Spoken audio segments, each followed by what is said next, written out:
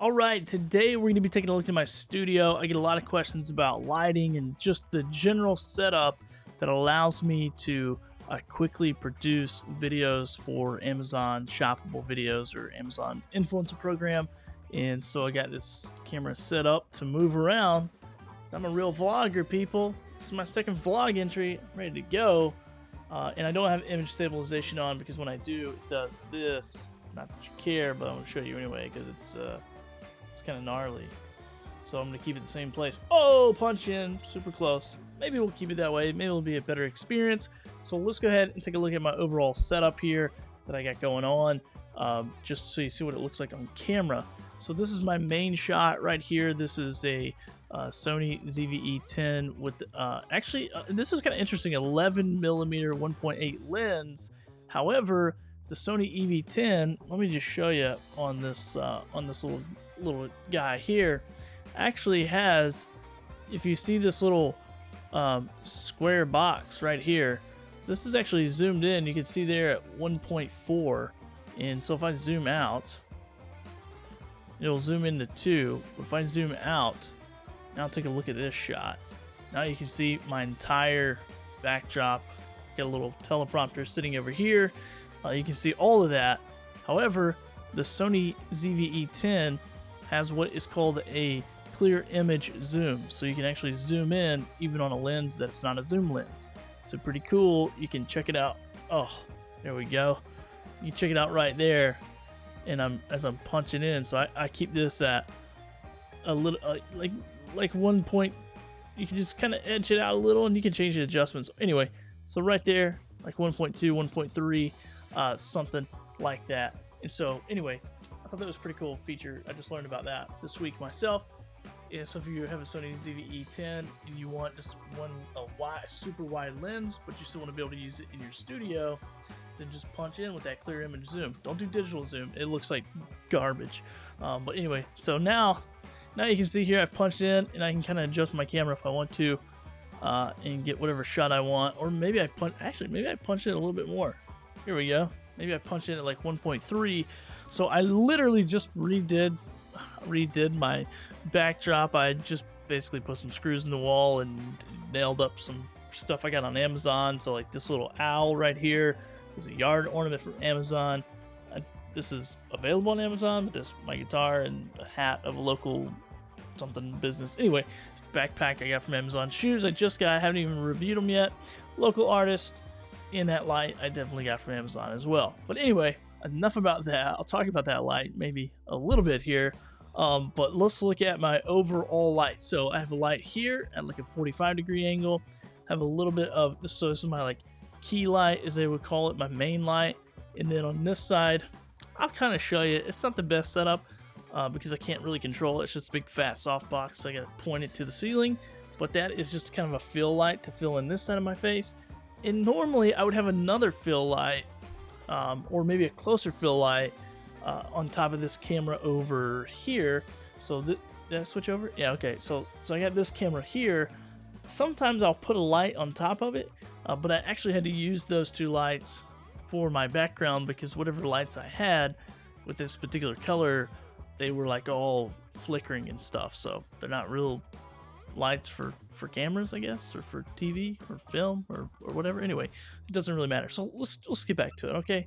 So let's jump up here. This is my softbox. So you can see this is big octagon. I believe this is a Godox. It's a Godox SL60. I believe that's what it is. And then I have a softbox here, and this is just a big softbox. They got on eBay a long time ago. And I literally just point at the ceiling just to give it some of that light, additional light. But I can't control the temperature of this. I can't control the brightness. It's just a click, it turns on. And it's not my favorite thing. This one is absolutely amazing because I have this little remote right here, and I can change the Kelvin or the, light temperature. I can change the percentage. I can put on different channels. So if I got couple different show types or whatever I'm doing, I can set all that up, preset it up, and be able to use it. So I'm a huge fan of that.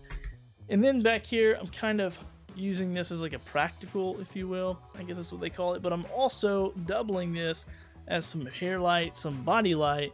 So if I were to turn that off, it would take away kind of the separation. I don't know what camera I'm looking at. The separation from me and that background.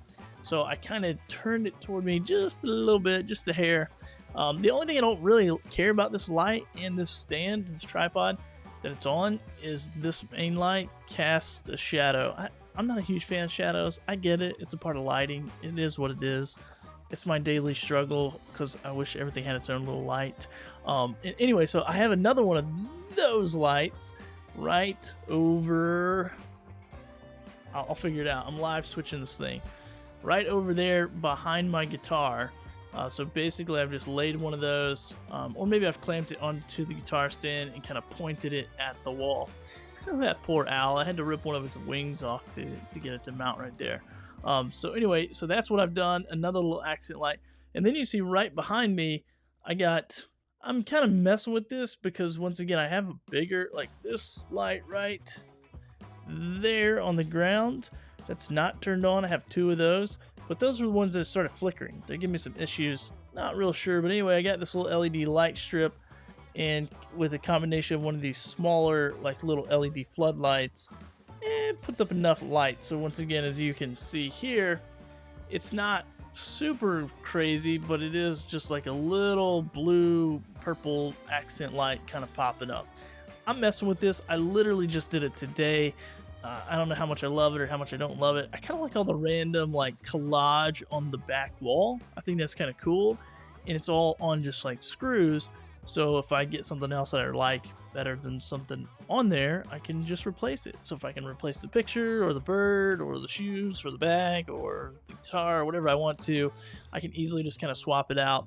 And for somebody who sits in the studio all day, wait, I'm vlogging. Let me get back to vlogging. For somebody who sits in the studio all day and looks at myself literally in this monitor right here. So this is my iPad, and this is displaying. Okay, little hack for you guys. If you have a MacBook Pro with the M1 chip and you want 3 monitors, you can only use 2 right out of the box. So the MacBook Pro and then a second monitor.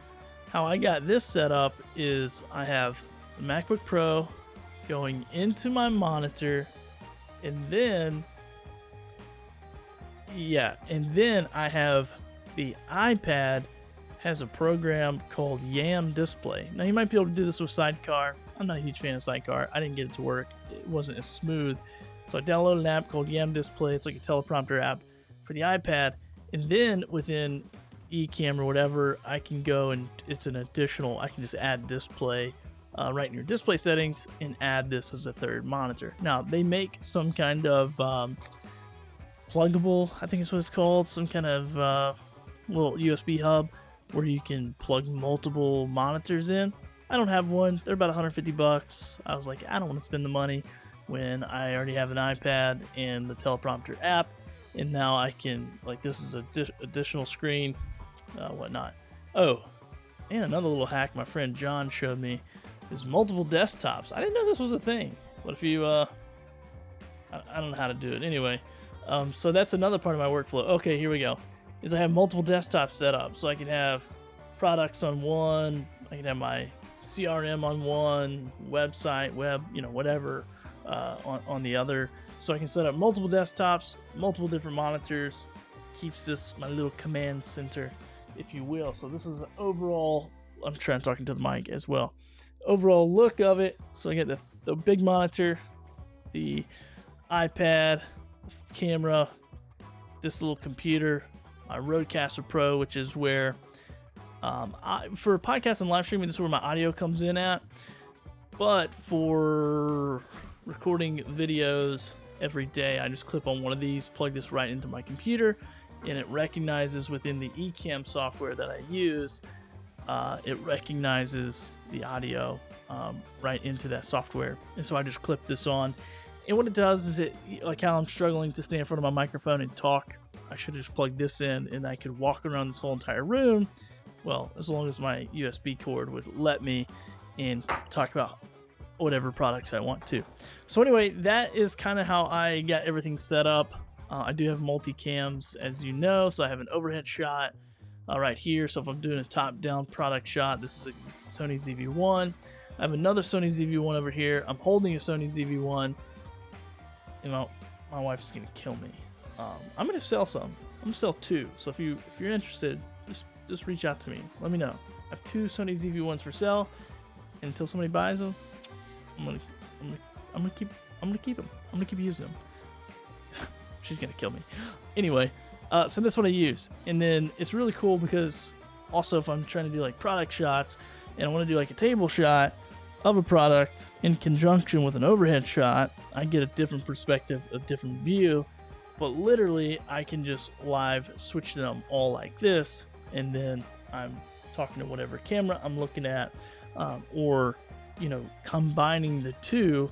So if I want to do an overhead shot, or if I want to do like this shot, and once again, I set all this up in Ecamm. So if I want to do, I did not do what I wanted to. Hold on a second. I'm going to change the settings to this. And Ecamm's a whole beast. It's an easy beast to do. It's just like its own. It's like its own beast. So you just gotta get in there and learn it. Hold on one second. Here we go. Rotate this thing. I got this all set up kind of wonky. Anyway, you can add multiple cameras. That was my whole point in saying all of this. And I'm gonna get rid of that. Perfect. Okay, cool. So anyway, you can set up multi-cams. So sometimes I'll set up a table shot with an overhead shot, and it looks like I'm doing all this work, all this editing, but I'm really not. I'm doing live to drive, just exactly like I'm shooting this. Now, I'm not going to edit this. I said that in the last vlog, and I did some editing, but I'm not going to. I'm not going to edit this at all. It's going to be live to drive, and I'm pushing buttons right here on the Stream Deck. I have it all programmed into Ecamm Live, which you can see some of the controls here. There's my window there, and it does a lot more stuff. And I just program everything into this, and then I can just push the different buttons. And I have a couple of different shows set up. So I have like Dillbilly HQ, that's my Amazon Live thing. I have Creating Daily, which is which is this, what you're watching. So yeah, that's what I do. I have multiple shows, and I just sit here and burn and churn all this product video right there. So there's over the last day. That was yesterday. I'm a little messy. I haven't cleaned it up. It is what it is. So there you go, people. That's how I get all of that product done in just a few hours, because I got all this set up. So it's a little bit upfront investment.